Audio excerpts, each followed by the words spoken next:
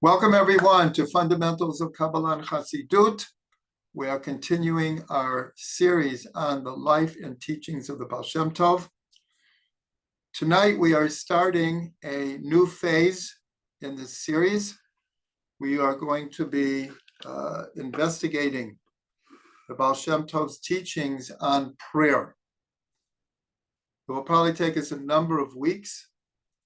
And along with it, I hope to tell some stories also about the Baal Shem Tov in prayer or about prayer or with his students regarding prayer. The text that I'm using is called Amud Hatefillah, the pillar of prayer. It is, it's approximately 80 pages. And it's an independent work, but it's included in other works of those who compile teachings of the Baal Shem Tov. Where I see it is, I've shown this book before. This is called Baal Shem Tov ala Torah. It's in Hebrew, and it goes parsha by parsha through the Torah and the teachings of the Baal Shem Tov that he said on each parsha. Of course, these were all compiled after the Baal Shem Tov had passed away. In Parsha Noach is where Amud Hatefillah appears in this context. Like I said, it's an independent text, but it's included in Parsha Noach for a reason that we're going to see immediately. And that is because it's based on, it begins, put it that way, with a verse in Parshat Noach. God comes and tells Noach that there will be a flood, that he's going to build an ark, and he's going to bring the animals, and there'll be a remnant of humanity and the animals saved from this flood.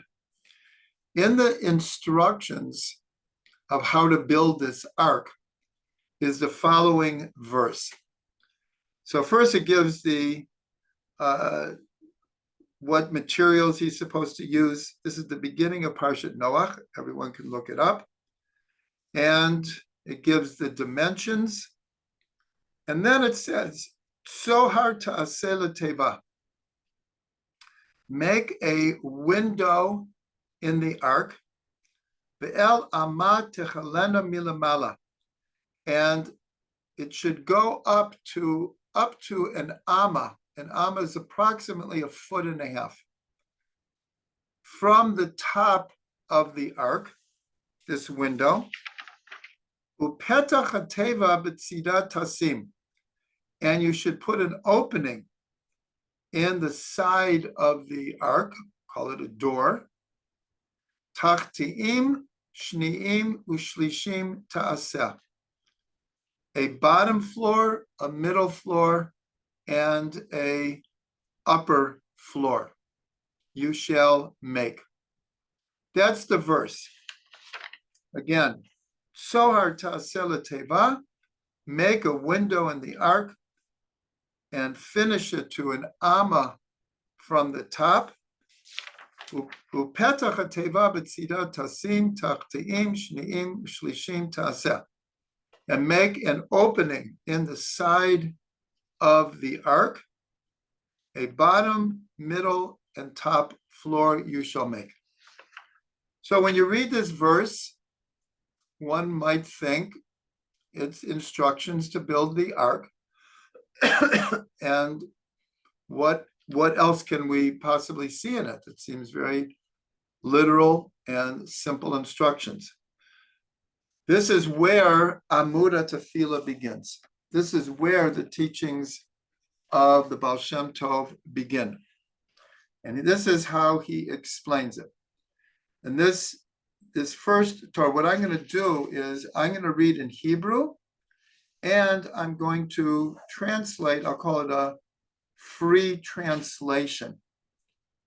It will be easier for me to be able to do it this way. Now remember, this is The Baal Shem Tov never wrote anything. He didn't publish any books.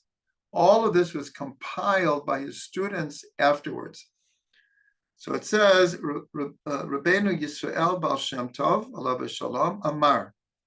So this is a tradition of what the Baal Shem Tov said on this verse. Sohar ta'aseh l'teva, a window you shall put in the ark. I should tell you already that Rashi has two explanations for Sohar. One is it's a window, and the other was that it was a precious gem that would allow the light to come through. And we could even imagine that it would be almost like a crystal with rainbow colors coming through. So Rashi says there's two different opinions among the sages how to interpret what is this Sohar. As we're going to see right now, what Sohar means to illuminate. It's very close to the word Zohar. The Zohar, the famous Zohar, actually means to shine light, to illuminate, or be illuminated. So Sohar and Zohar are very close to each other. So the Baal Shem says, a window you shall put in the ark. So he reads it like this, Shetiyeh hateva. Now I have to explain. The word for ark in Hebrew here is teva. But the same word means a word. And that's why in Hebrew an acronym is called Roshei Tevot, meaning Roshei means like the first. The first letter of a string of words is what an acronym is, Roshei Tevot. So here we read the literal translation as a window you should put in the ark. The Baal Shem Tov read it that you should make the words that the words that a person uses in Torah and Tefillah, matzhir, they have to shine. They have to shine. Sohar ta'aseh l'teva, make the words of Torah and Tefillah shine. So already we see, like, wow, what a explanation. He continues, Ki yesh b'chol ot olamot nishamot ve'elokut. Because in every letter of the Torah, there are worlds, souls, and divinity. Now he's going to explain shortly where does he learn this? Where does he learn that in every letter of the Torah, there's the aspect of the physical, material world. There's the level of the soul, and there's a level of divinity, meaning that every letter manifests in the physical, material world, because we learned that the building blocks of creation are the letters of the Torah, the letters and the sfirot. And so every letter will appear in the physical world. And so from let's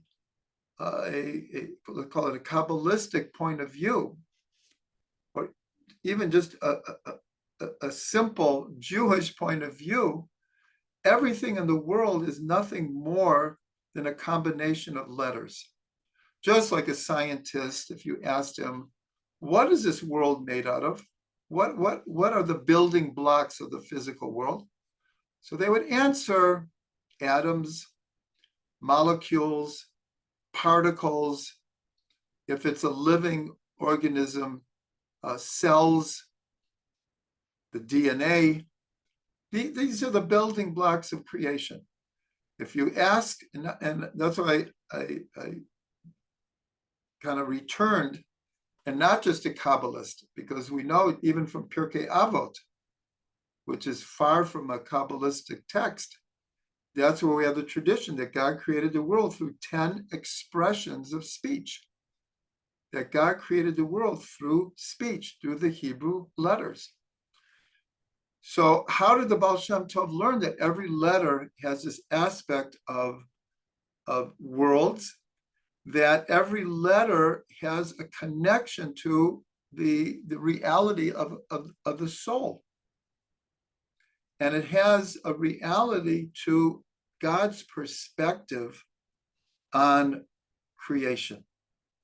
So he learns it, as we're going to see from the end of the verse that we just read, where the verse says it should have a bottom floor, a middle floor, and a top floor.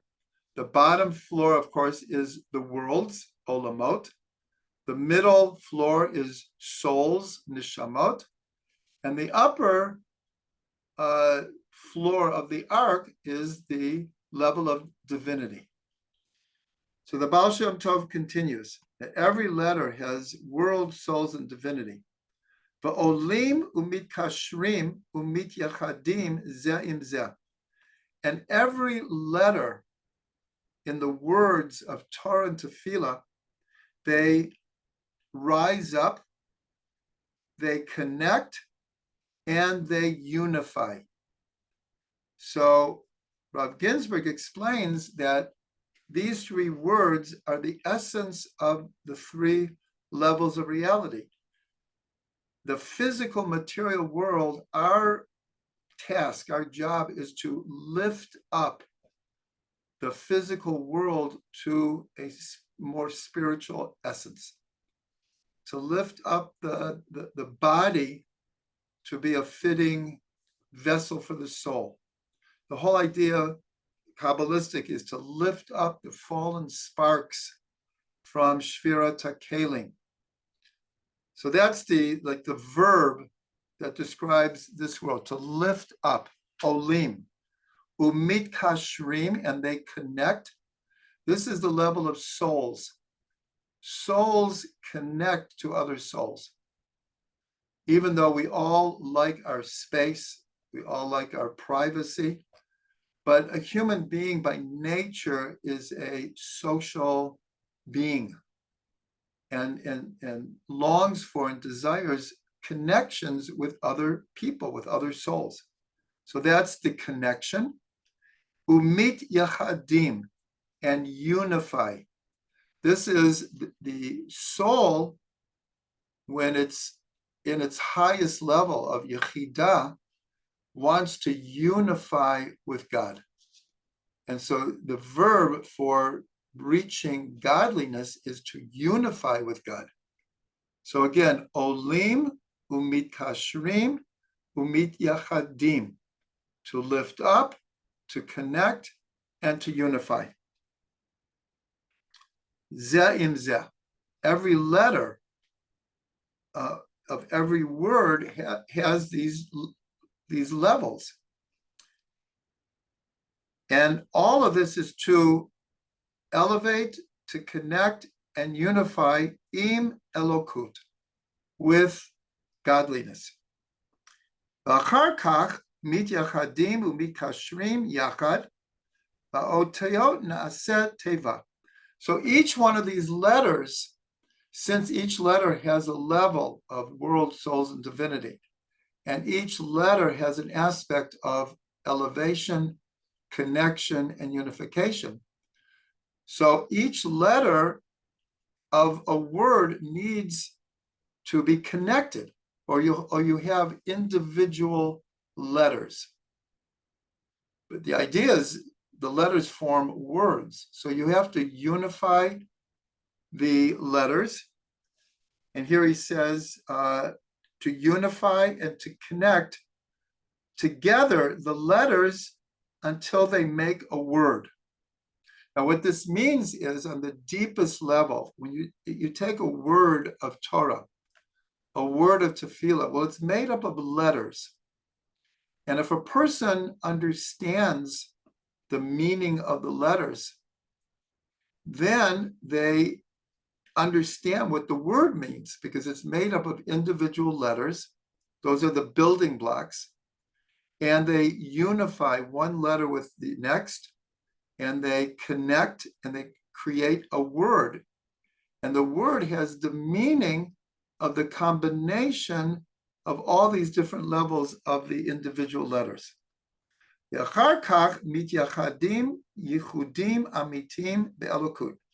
when a person does this, they can make true unifications with God. I should just mention here that this was one of the biggest teachings of the Arizal. The Arizal, in his writings, left us an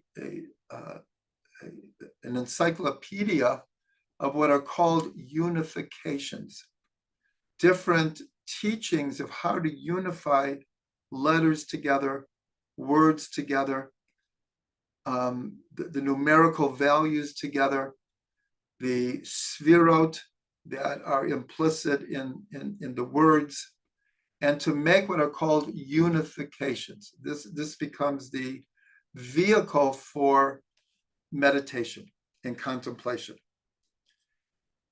The Baal Shem Tov continues, but tzorich adam lichlol nishmato b'chol b'china u'b'china. And a person has to invest and connect his soul to all of these different levels.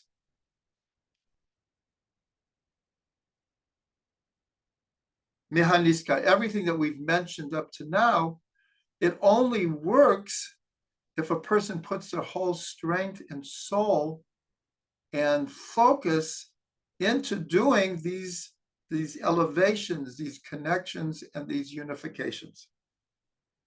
Va'az mit yachadim kol olamot echad. And when doing this, it connects all of the worlds together, the physical world and the spiritual worlds, the world of Asiyah and Yitzirah and Bria and Atzilut. And that's why, Kabbalistically, when we daven Shachrit, the morning prayer, it literally goes from world to world. Sukkah de Zimra, the morning brachas is the world of Asiyah, the world of action. The Sukkah de Zimra is the world of Yitzirah. After Baruch Hu, the Shema, the blessings before and after Shema, is the world of Bria. And then when we step into the Amidah, the silent prayer, we are stepping into the world of Atzilut, the world of emanation. So that's what the Baal Shem Tov says, is that when we are focused on the letters and all of their levels, then we connect all of the worlds together. Our prayers are what is connecting the worlds together. V'naseh simcha v'tanug gadol ad ein shiur. And when we do this properly, it creates a joy and spiritual pleasure so great that there's no way to even describe it. And he says, "V'zeu tachteim shneim u'shlishim." This is where he explains, and this is what it means: the bottom floor, the middle floor, and the top floor of the ark. But again, remember the word ark, teva, means word. So this is where he explained. I explained it already, but this is where he explains it. Dainu, olamot, nishamot, and elokut. In other words, what are these three floors of the ark? This is worlds, souls, and divinity. Tlat almin itle. There are three worlds. But tzarich lishmo b'chol teva ma shomer. And a person needs to hear in every word what they are saying. Sheha shechina olam dibur. Because the Shekhinah, God's divine presence, is associated with speech. That's why Malchut in the Tikkunei Zohar is called Torah shel Baal Peh Korinin La. Malchut is called the oral Torah, the master of the mouth, the master of the mouth.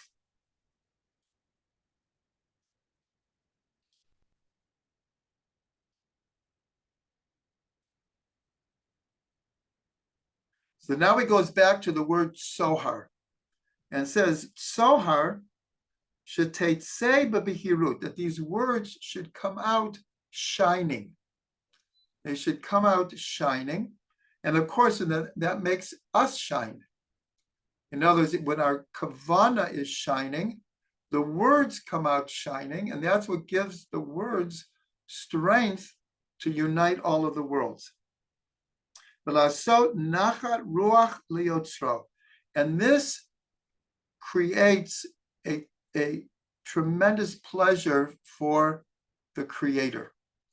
That God gets tremendous pleasure when we are praying in the way that the Baal Shem Tov is describing.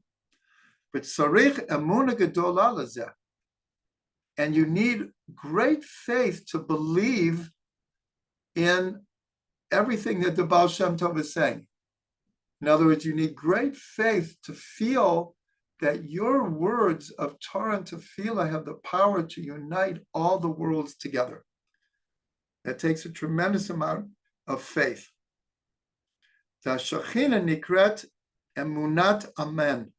That the Shechina is called a very strong type of faith.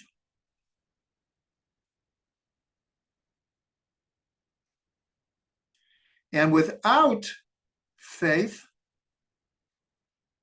it causes a division in what we're trying to express. Now he goes on to the next part of the phrase. If you remember, it says, and you finish this window or this precious gem to up to an amma from the top of the ark. So now the Baal Shem Tov explains, what does that mean? So he says, Ve'el amma tichalena milamala, hainu ima. Don't read it amma, meaning a measurement, 1.5 feet. Read it that this window should go up to the Shekhinah, up to the Bina, up to the mother figure. And that's why in Kabbalah, there is a tremendous emphasis that our prayers should all be directed to lifting up the Shekhinah. Baal Shem continues. Then he says, "Oh, yesh lomar, achar sheyetzeh teva mipiv, ein sarich lizkor ota lahalan." And he says that once the words have come out of our mouth, we don't have to hold on to them. Why? Because we have the next word to say, and the next verse to say, and the next prayer to say. In other words, you have to finish it, but you can't hold on to it, or you'll get stuck there.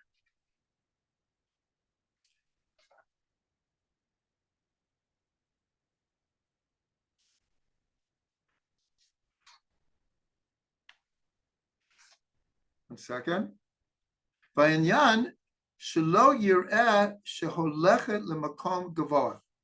And remember, he said already, you have to have tremendous faith that this type of praying actually elevates, connects, and unifies us with God and all of the worlds together. So he says again, so once you've said the word, you don't have to see that it's gone to this very, very high place. In essence, you have to just believe it. And he brings an example. Dugma she'en yochol lirot b'shemesh. Just like we can't look at the sun, we know that the sun is the what's called the ma'or, is the dispenser of the light, is the giver of the light.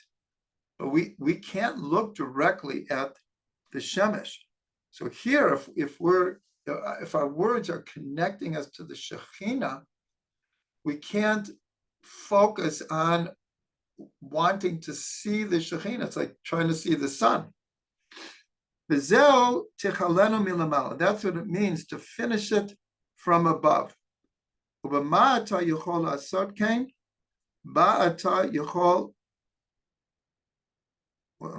second.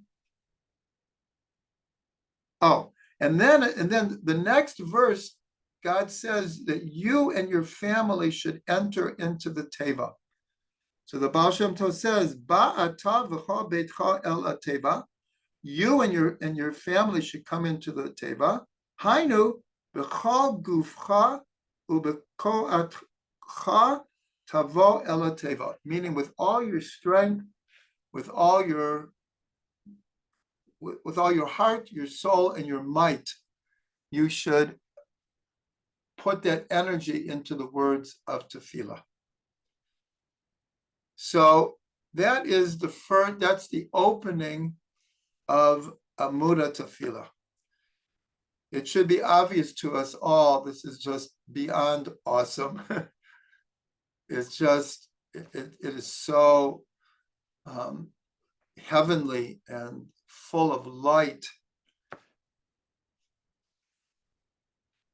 It's really, like he says, if you can daven like this, there are no words to describe the joy or pleasure that not only you get, but he says explicitly that it gives to God, to the Creator. L'chaim, everyone, l'chaim.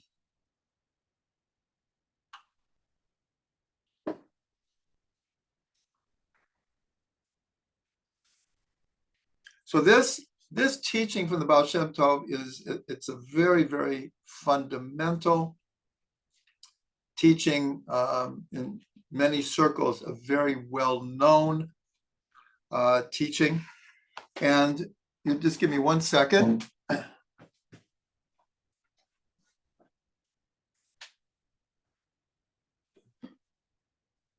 it's really this teaching which is the basis of Rav Ginsburg's book, The Hebrew Letters. This is one of Rav Ginsburg's most well-known books, The Hebrew Letters, channels of creative consciousness. And it's very much based on this teaching, because the way Rav Ginsburg gives over this book, going from the Aleph to the Tav, is that every letter, now the Baal Shem didn't mention this, but this comes from a teaching in the Sefer Yetzirah, that every letter has a form, a name, and a number. The form of the letter tells a story. It's a pictogram. It has tremendous meaning. It's not just a symbol of a sound. The form of every letter is telling us the incredible depths of the essence of the letter. The letter also has a name. Aleph means something. Bet means something. Gimel means something. And of course, the number of every letter is very significant. That's the basis, of course, of Gematria. So Rav Ginsburg arranges every letter to explain its form, its name, and its number. And I'm just going to show, I just opened to the letter Gimel, and you'll see that this is the form, this is the name, and this is the number. But look what is here. The form has a manifestation in the worlds. It has a manifestation in the soul, has a manifestation in divinity. The same thing with the name. The name means something in the physical material world. It means something in the level of soul, and it means something from, as it were, God's perspective. And the same thing with the number.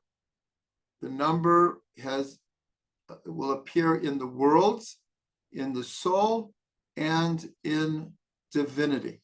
And that's how all the letters are given over. And it's based on this teaching. And this teaching is part of the famous letter that the Baal Shem Tov wrote to his brother-in-law. This is pretty much the only written teaching we have of the Baal Shem Tov. This one letter that he wrote to his brother-in-law explaining to him the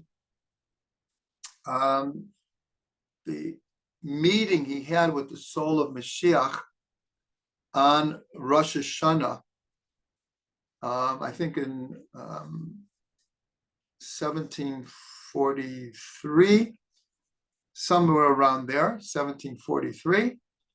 And in it, he explains this idea of how every letter, not what we just learned, but there he explains that how every letter has this level of worlds, souls, and divinity.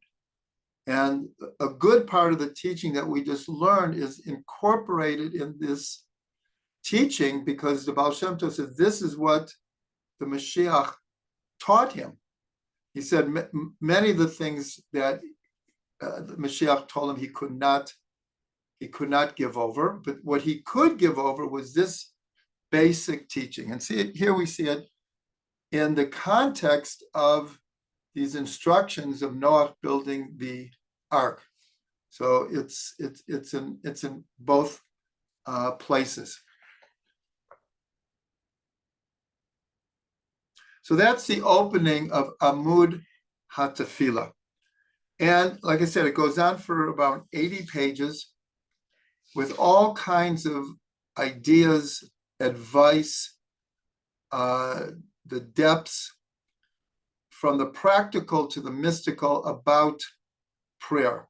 I have to say it's somewhat repetitious, because this is a compilation of different people who either learned directly from the Baal Shem Tov or who learned from those who had learned from the Baal Shem Tov. And then when this was compiled, they compiled the traditions from many different people, and sometimes about the same ideas, given over very similarly. So even though it's 80 pages, some of it is somewhat repetitious. Now, before we go further, I'm going to tell a story.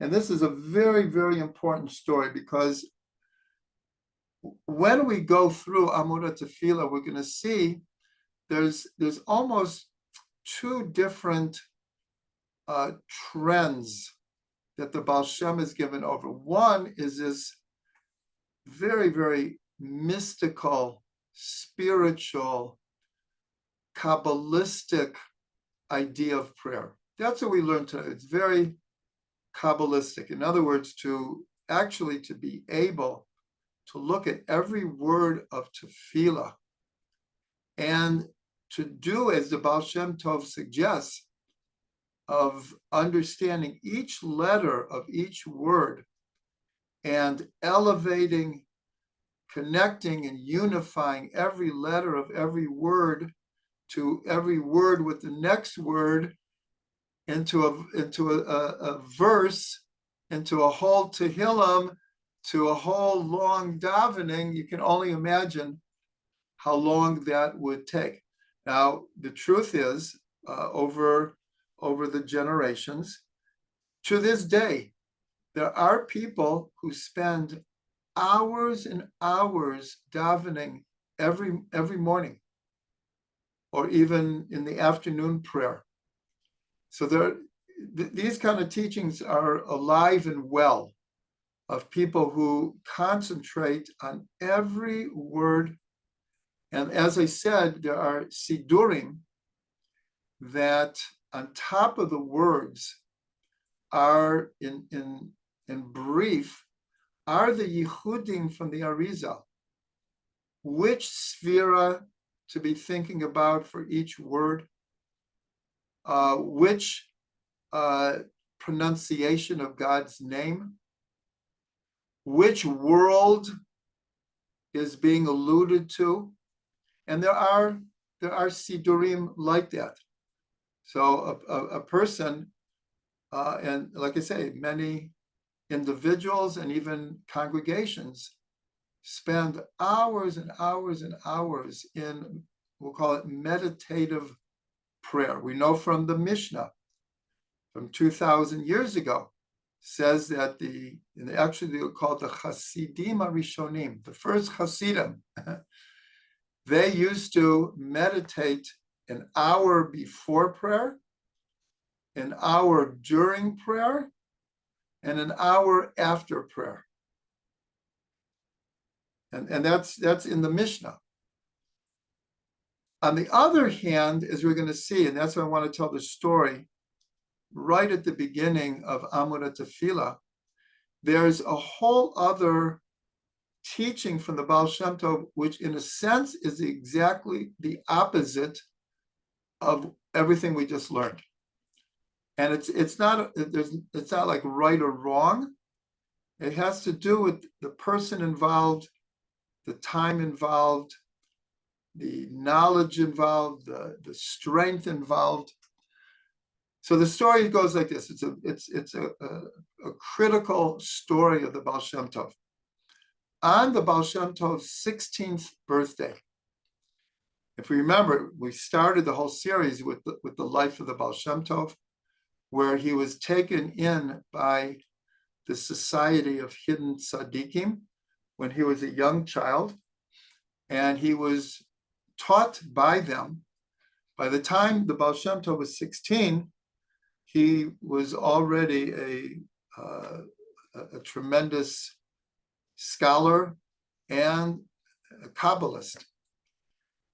On his 16th birthday, he was staying at an inn. And he went out to the fields to daven, to commune like he did. And he would spend hours and hours and hours in what we'll call Cabalistic prayer, with all the yichudim of the Arizal. And at a certain point, he realizes that Eliyahu Navi is standing right across from him and has a smile on his face. And it's said that the Baal Shem Tov had experienced Eliyahu Navi already, but only with other people there. In other words, when he was in the company of other tzaddikim, they would all have the experience of an appearance of Eliyahu Navi. This was the first time that Eliyahu Navi came to him alone. It was on his 16th birthday, which means it was Chai Elul. And the Baal Shem is trying to understand the smile on Eliyahu's face. And so Eliyahu explains to him, he says, you're out here and expending enormous energy and even, in a sense, struggling to be davening with the Yichudim of the Arizal. He said, I want you to know, when you go back to the inn where you're staying, the husband and wife who run the inn, they're very, very simple people, but very devout people. And they daven, but they barely understand the words that they're saying. But what they do is all day long, they recite simple verses of praising Hashem. Just like Baruch Hashem, Baruch Kavod Hashem Mimkama, Baruch Hashem Leolam Va'ed. And all day long, no matter what they're doing, they are repeating praises and are connected in their consciousness to God at that moment. The Eliyahu Hanavi says to the Baal Shem Tov, you should know that their simple expressions of acknowledgement and praise of God are as valued in the upper worlds than the greatest Kabbalist. And the Eliyahu went on to explain to him the value of repeating certain verses during the day so that one's consciousness is always connected to God. And this was an absolute turning point in the life of the Baal Shem Tov. This is when he first learned from Eliyahu Hanavi the beauty, the sincerity, the holiness of what are called the simple Jews. That he didn't know that until then. And so this was his initiation in this idea. And it was like an epiphany that he now understood the faith and the devotion and the sincerity of the simple Jews was as valued by God as the most complex yichudim of the Arizal. And so it's said that from that time on, from age 16 to 26, till his 26th birthday, Eliyahu Hanavi became his primary teacher. Until then, he had three of these holy tzaddikim, Reb Zalman, Reb Meir, and Reb Chaim. These were three tzaddikim that took it upon themselves to teach the Baal Shem Tov. And of course, they did a phenomenal job. But from age 16 to 26, from birthday to birthday, the Eliyahu Hanavi became his primary teacher. And this was like his first teaching to the Baal Shem Tov, the importance of simplicity. And not to look at the superficial comparison of, let's say, a Talmid Chacham and a simple Jew. This was not to denigrate in any way a scholar or a Kabbalist, but it was just making the Baal Shem Tov aware that there are many ways to connect to God. There are many ways to lift one's soul and be connected to holiness and godliness. And that became a turning point in the Baal Shem Tov's life. And he went on to, in this holy society of hidden tzaddikim, he started to give over the importance of reaching out to the simple Jew and why, what he had learned from Eliyahu Hanavi, and of course he gave it over to all of his students. Again, not to in any way denigrate people who are learned in Torah and who do the yichudim. So the reason I wanted to tell that story is because as we go through this, we're going to see like two different trends. And so it's said that at that point, even though the Baal Shem Tov knew all the yichudim of the Arizal, and we're not saying he never prayed like that again, but that in many cases, he found that just concentrating on the simple meaning of the words is deep enough. That one doesn't have to know all the yichudim, that if one puts their whole heart and soul, just like we learned here. Now here, it can be done with all of the yichudim, But it could also be just this idea of make the words of tefillah shine. That's like the simple message here. Yes, you could do it through knowing the depths of every letter and the sphirot and the names of God and the worlds, and that it works. And when it works, like the Baal Shem Tov says, it can bring a joy and pleasure, not only to the person, but to God. But at the same time, by just, like he said, put yourself in, like when God said that to Noah, you and your family go into the ark. So the Baal Shem Tov said that what it means is that you have to put your body, your soul, your mind, everything into the words of tefillah. But you can also do it through the simple understanding of the words. And even the simple understanding of the words has the power to lift, to connect, and to unite. So here it can work like on two different levels simultaneously. So I really wanted to give over the first of the teachings of the Baal Shem Tov on prayer and that story, because that will really form the basis of everything else we're going to be learning about tefillah. I'm going to do just one or two more, so I want to leave enough time for discussion.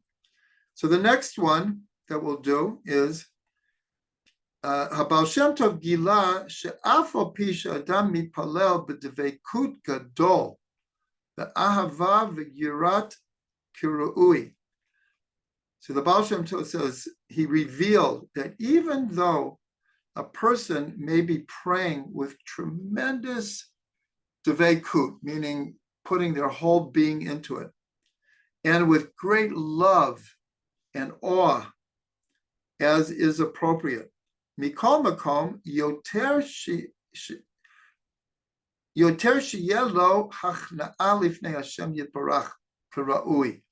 But a person has to know that at the same time that a person has to have hachna'a, submission, humbleness, shiflut, before God while they're praying. Why? Because a person could be getting like really high from their davening, right? And that getting caught up in the experience of the high can lead to ego and pride. So the Baal Shem says, no matter how much you put yourself into prayer and the joy and the pleasure that comes from it, never lose track of the humbleness you have to have. You have to know who you're standing before, the creator of all worlds. So listen to this. The Baal Shem gives this over to his students. Ki pam echad hitpalel im talmidav. Because one time the Baal Shem Tov was davening with his students, but dveikut gadol, they were all in a tremendous state of clinging to Hashem. V'lo haya lehem hachna'a. But the Baal Shem Tov felt there's something missing here. There's an existential humbleness that he's not picking up on. V'haya kitarog gadol milamala, and he experienced a tremendous prosecuting energy from above, because there was a bit of pride in the davening. Rak echad haya mitpalel b'hachna'a v'nitzolo al yedei zeh. And he picked up that only one other person was davening with the proper amount of hachna'ah, and so he was protected from this prosecuting energy. The story doesn't continue to say what actually happened, but the point is, and it's a very, very important point, that tefillah can be a really high experience, but it always has to be balanced with a proper amount of awe and fear of God, respect and humbleness, and existential lowliness at the same time. And they're not mutually exclusive. One can really experience a really elevated experience in prayer and still be totally humble at the same time. So that's a good place for us to conclude our beginning of Amud Hatefillah, and we will be continuing. Just bless everyone on whatever level we are and how much we know about the prayers and we know about the letters. But if we put our whole being into the davening, then, as the Baal Shem says, it creates a tremendous joy and pleasure for the one who is praying, and wow, and for God who we are praying to. Halavai, we could all experience that.